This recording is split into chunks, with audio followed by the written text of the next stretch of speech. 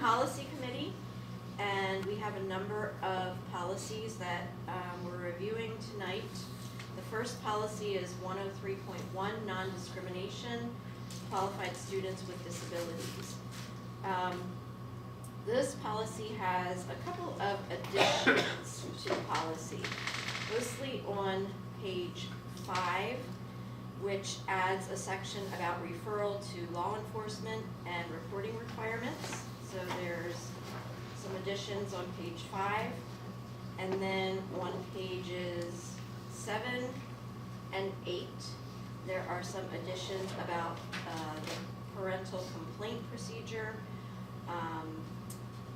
for appointing an investigator, making sure that that investigator understands the process, and additions of making sure that witnesses can be named during the investigation. So those are the summary to the additions to 103.1. Does anybody have any questions about that one?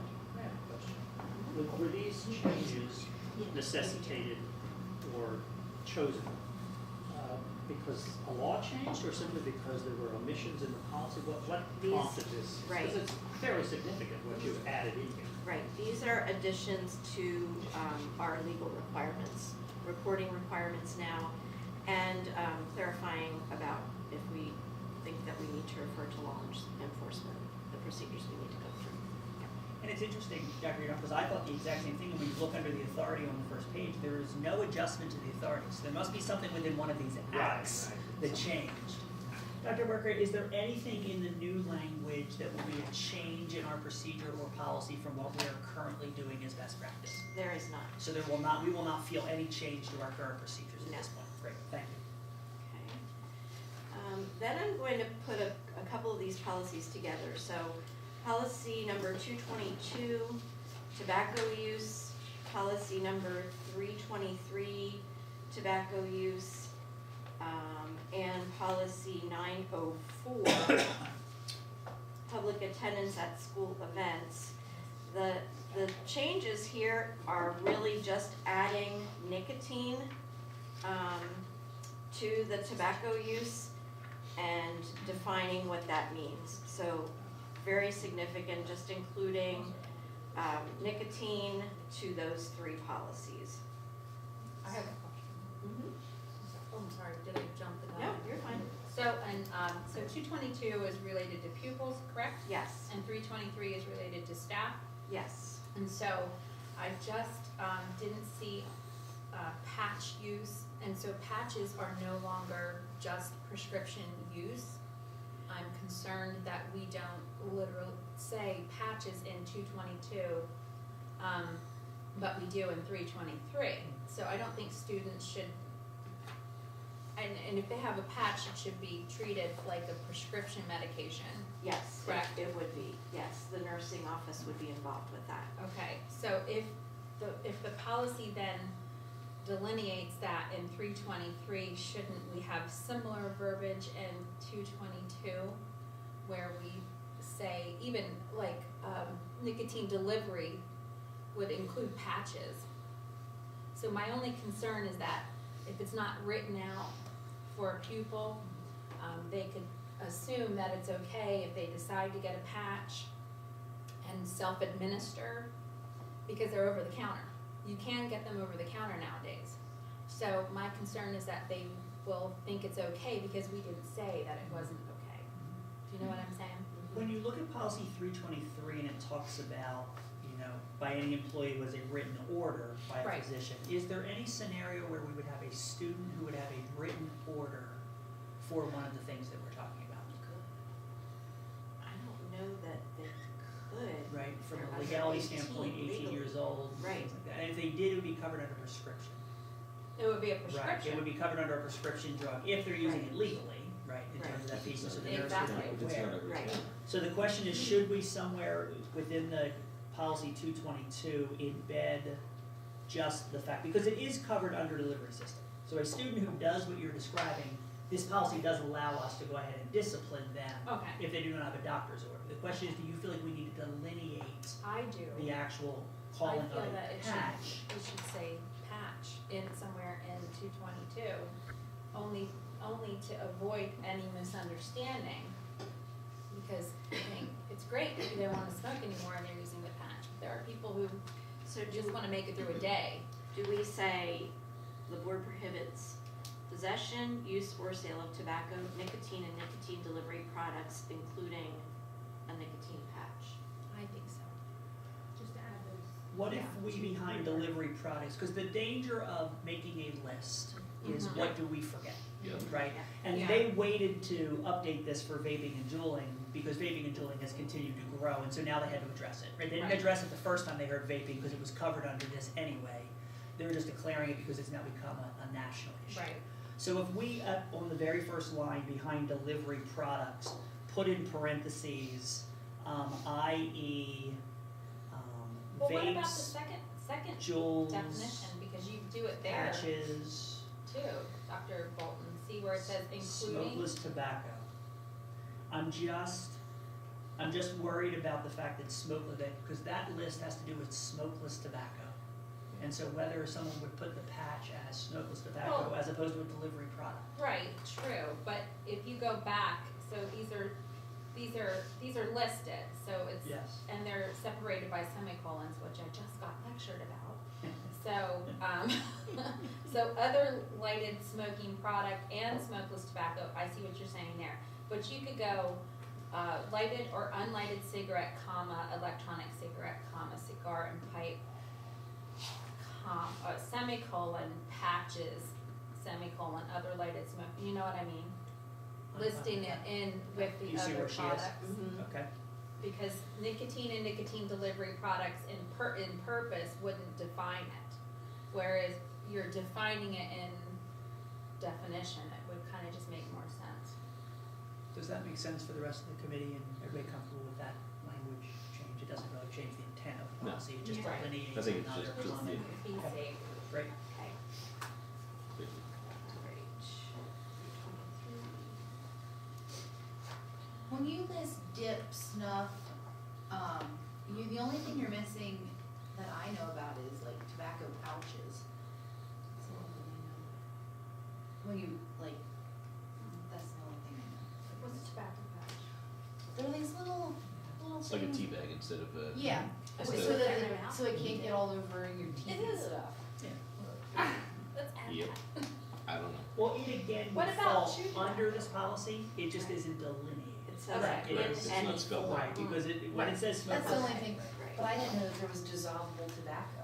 I learned something today. Yeah. And dissolvable tobacco. Okay. Alright, so then if we move to policy 249 is bullying / cyberbullying. And there are a number of items that are added to this policy. On page 1, it expands the reporting.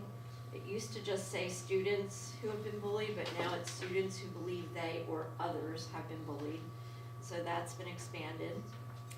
On page 1, it also clarifies oral and written reports and how to handle those reports.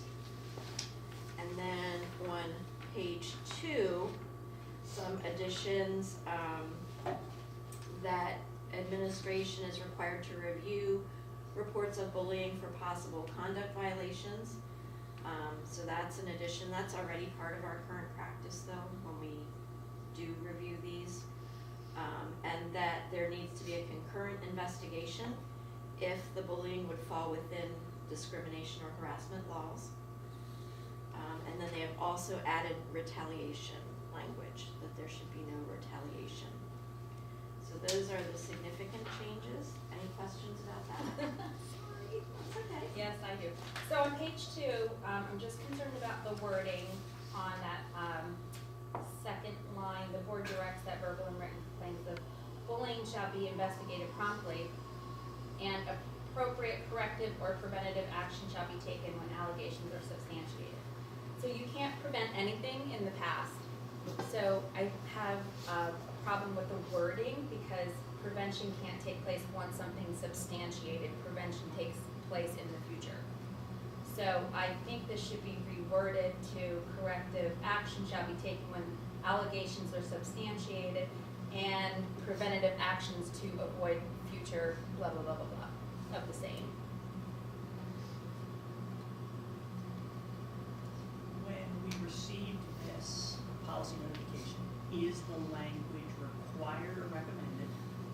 Because if so, we'll have to make sure that that language isn't taken straight out of a statute. And if it's taken straight out of a statute, I would be uncomfortable recommending we change it without talking to Mr. Miller. If it is not taken straight out of a statute, I do believe the intent of what Ms. Thompson said is exactly what the intent of this is and is worded more appropriately, and so it would be fine, I think, in terms of the, we're doing the same thing, Right. just the language is Right. So if we could check that We in will. terms of whether it's required versus recommended. Because there's an awful lot of underlying red, which means this came from them, not from us. And Right. so, we need to make sure. We should also tell them that you can't put that something in the policy. I have the same question, I believe you said it, Dr. Wyerka. Is there anything within these changes? This is obviously a policy that is, one that we often refer to because it is a topic that, we're often speaking about with parents and with students and administrators. Is there any change to our procedure within this policy, or does it just better delineate things that we already do? Right, there is no change to our procedures. And Dr. Price, this is consistent. I know that you often deal with this with building. This is consistent with what you have the buildings do. Perfect. So if we could let the board know via email just whether the version they're going to receive, assuming that all of these go to first read in March, as to whether we change that line or not, I think would be helpful. Thanks. Okay,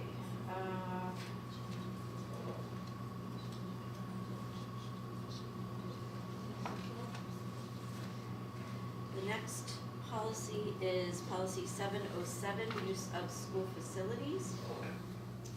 So the revision that you'll see on this policy came directly from PSBA. And again, it's the nicotine and nicotine delivery addition to the policy. So that was the reason for bringing the policy forward with that revision. But there has been some history with this policy, use of school facilities. Some history, That that's the understatement of the evening. was before my time, but now I've been brought up to It's speed. been reviewed literally more than any other policy in this district. Okay, so with that being said, Dr. Yarnell, we had some conversation. Ms. Van Clemens sent an email today bringing us up to speed on some of the history of this policy. And the first item has to do with making the language in the policy match the language in the application form that we use when organizations complete the application to use facilities. And that is not matching. So we need to do some work to make those match. And also gathering more information on our fees as they relate to fees in other districts nearby. Correct, Dr. Bolton? Okay. Just so people are aware, because you may not interact with these forms very often, this policy leads directly to two different forms. There is one form that is for the requested use of the turf field. So it is a separate policy, separate form directly for the turf field. There then is what's called the school facility usage form that covers everything else. And so there used to only be a facility usage form, and then we have a turf field. Because that is different, and often the prices are different, the rules are different, there is a separate form for that. So you'll see that it refers. Some of the language on the forms themselves does not match the language in the policy. And so as we were reviewing for tonight's meeting, it ended up being a little more substantial than just a couple, hey, we're gonna fix this for March, which is why Dr. Wyerka suggests that we do wanna have the conversation tonight, but we're gonna bring this right back to the next policy committee to have first read conversation again, because there are gonna be some significant language changes to make sure it matches the policy. We call it one thing in policy and a different thing in facility, and it means the same thing, but we don't use the same language. And so we're gonna update the forms to make sure the language matches the policy, and then we can approve the policy. And that's the end of it, right? Right. And I wanna just keep its continuing run of being the most discussed policy in Penrith history. There you go. Then the other two items for discussion tonight related to this policy are, there are some definitions in here of outside groups, different categories that request to use facilities. So there are outside groups that have Penridge students as part of those groups, so what are the feelings about that from the board? And then also, the third item is the use of facilities during the school year. So when the field is in use and then the public use of those facilities. What are the feelings about that? So we dug in terms of what current practice is, just so you get a sense for what we are currently doing in this area to see whether you feel like it's reasonable or not. Obviously, the policy and the forms both talk about a delineation between who is the group. Are they a Penridge group? Are they nonprofit? Are they making money? Are they outside? Right? So there are different fee structures, and that language is in the policy as well as in the form. And so anybody who is a Penridge community group does use our facilities for free because they have, from a taxpayer standpoint, paid for it in terms of that piece. And so that's in the policy. It becomes a little gray when you have groups that involve Penridge students, but not Penridge students solely. And so I experienced this in my own family from a Central Bucks standpoint in that dance studios. So there is a dance studio in Doylestown that is housed in Doylestown. You have to do the math, but my guess is 80% of the kids are Central Bucks kids, but it's not a Central Bucks group. So the question is, and they're not, so the question is, how are they treated? This policy does the same thing. This policy would talk about an outside group that is not, they don't have Penridge in their name. They might not be completely Penridge students. And that might be a situation where you've got a dance company. It might be a situation where you've got a travel team that is on the line and they're in Souderton. And so they might have, you name the percentage, 40%, 60% Penridge kids, and the rest of them Souderton or Quakertown or whoever. When does it become a community group and when doesn't? How many is enough? Right? Is one enough? Is 50% enough? The policy doesn't delineate that number currently. So currently we have a conversation to try to determine that. And so that's relying on honesty. We don't ask for roles. We don't walk around on the sidelines and say, excuse me, where do you go to school? Who's your teacher? Right? And so from that standpoint, the question is, what is appropriate in terms of the will of the board, in terms of those types of groups, and what should our views be in terms of who gets a discount or in some cases free usage or not, when it's not so clear cut. So I think that's the first conversation to have, and it's not easy, which is why it's not been determined into the policy.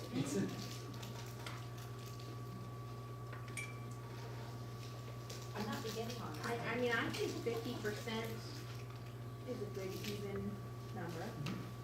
A little bit easier to calculate than 30%. Like to just say, okay, you've got 20 kids on your team, at least 10 of them are from, within the Penridge district.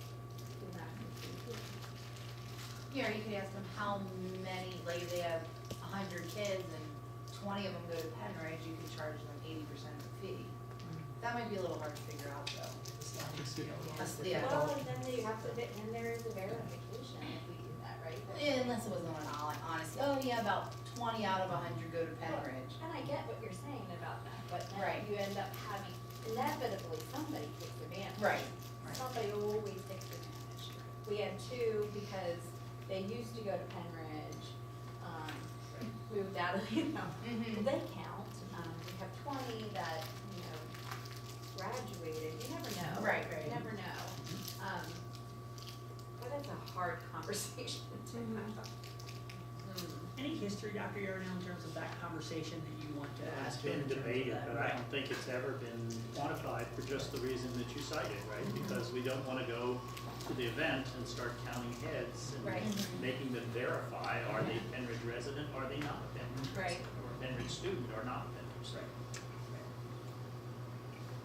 Right, so then do we even do that? Well, you have to think about how much does it cost us, like if you're using the auditorium, how much does it cost us to have custodians here and the lights on and the air on, or the heat on? How much it costs us? Do we know that number, like how, like? There Like- is like an cost in operating here cost? for those types Yeah. of things, yes. I mean, it's obviously different in a classroom. We don't add in those costs outside the custodian Right. use for those groups than we would in the auditorium. That's why those fees are much higher. Does it cost money to turn the lights on? For sure.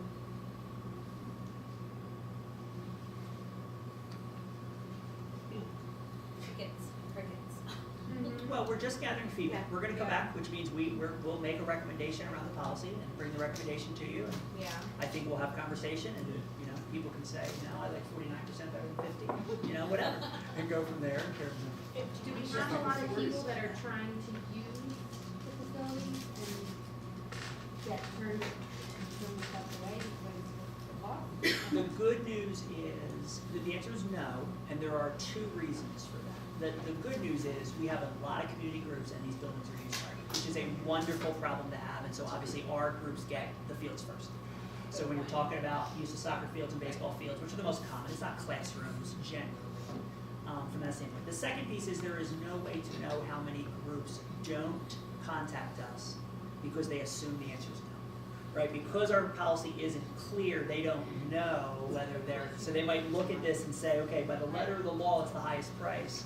Well, it's cheaper in Souderton or whatever, wherever it might be cheaper. And so we don't get a lot of requests and no's. The question will be if we delineate, will we get more requests? Because there are people who are currently not yet then. But if we do make those adjustments, we are then addressing our students at least to some percentage level, right? So we are better servicing our families, which I think is the goal of using buildings.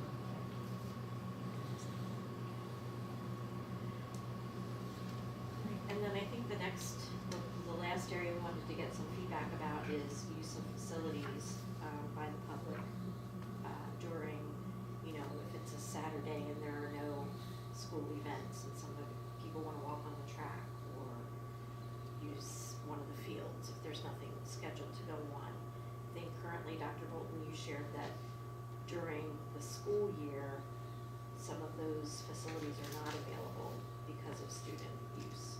And we really are only talking about things that can be locked, right? On a Saturday at Bedminster, we can't stop somebody we don't stop someone from showing up at the softball field, right? And having a family game of softball, right? And I'm not sure the policy was intended to do that. If we have outside groups, they take priority, right? People will leave.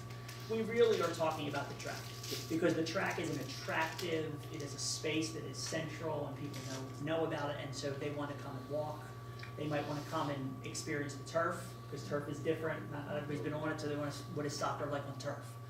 And so the question is, what is okay from a taxpayer standpoint? But then remembering, we are the keepers of unsupervised groups and individuals using that. So in terms of what we're currently doing, we currently in the summer, on Monday through Thursday, have the track open during the day, or the stadium is open during the day. So if people want to in the summer, if school is not in session, we do have it open beginning at 8 o'clock and it ends, I believe, around 3 or 4 o'clock, that it is open. And that is our personnel that's opening it, our personnel that's locking it, but that is only Monday through Thursday, because we have personnel here, there are people on site. It's not like we're using it heavy, but there are people on site, but there are no kids assigned there. During the school year, we do not open it. It's almost always being used by our people. But during the day and even at night, we have our sports teams, we have our gym classes, and so to have outside people there without clearances and supervision, the decision is made. So if we don't have a gym class out there, that is locked and people cannot use that during the school year. But in the summer, they may. The question is that appropriate? When you look across the county, it is, as we talk to our insurance agency, as turf becomes more popular and more common, more and more school districts are locking their facilities.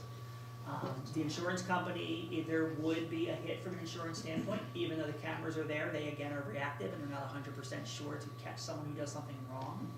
Not that that's the only reason to open or not open in terms of trusting people, but from a liability standpoint, we do increase our liability if it is open on Saturday and we don't have somebody there. And so we take some of that in the summer because it's during the day, people are around, people are working, you know, so it's not like there's nobody around and it's not the dark of night, so people are in there, those types of things. And so some of that is just the will of the board in terms of what you think is reasonable in terms of the use of that. Our current recommendation is to maintain it where we are in terms of the summer hours and to better communicate that, although I understand that Mr. Ferry has sent out notifications to the community, at least the ones who we have access to let them know that that is available to them during the summer, people who want to come over and walk or use the facilities from that standpoint. But again, that is just our practice. So we wanted to have the conversation because the question has been raised multiple times. Is it closed when summer school's in session here? It is not, because our summer school is not currently using the facility. And so there would be students in the building, but the Right. buildings are not open. Right, that was my And so question. it- And then, yeah. so we're talking about the track and the field, what about the tennis courts? So the tennis courts are left open. Oh, okay. So the tennis courts are available during the day. Obviously, there are no lights there, and so it's not a nighttime concern. A little less in terms of upkeep and expense and maintenance, although I do Right. not know of any reports where there's been vandalism on the tennis courts. I'm looking at Dr. Price. From a history standpoint, any report of vandalism that we know of from that standpoint. So it really is only the track, because in other buildings, we don't have that issue. And have we I don't know about had, Papa Yoder. That'd be the only other place where we do have a fence around, and whether it's open or not, I don't know the answer to that That question. was locked. have we had any issues of vandalism in the track or on the field? Any of the concessions, have we had any problems? Nobody's came up. I know of one Well, situation but during one of our the school own day, football it's games, locked, but, you know, like, you know, for it was- open There's no pattern of vandalism. So if it's not broke, And my only other question would be, I know that the turf is like rated for so long, for so much use, it's not getting enough use that it would like decrease the amount of time Not before we'd have to currently. fill it again. And not currently, because we really are not providing so much access that there are teams coming. Right. When you do it during the day, you routinely, I mean, we might have a group of 6 kids who come up and play soccer oh, for an hour, but Yeah. that's not going to, But not, okay, it's and not then, gonna shorten the life of, the way we're currently doing it. and it would only concern really be about June, July, because our sports teams start in August. Yeah. And then we also rent that field Mhm. out in, it. Year round. yeah, but there's somebody who always uses it, a facility rental, right?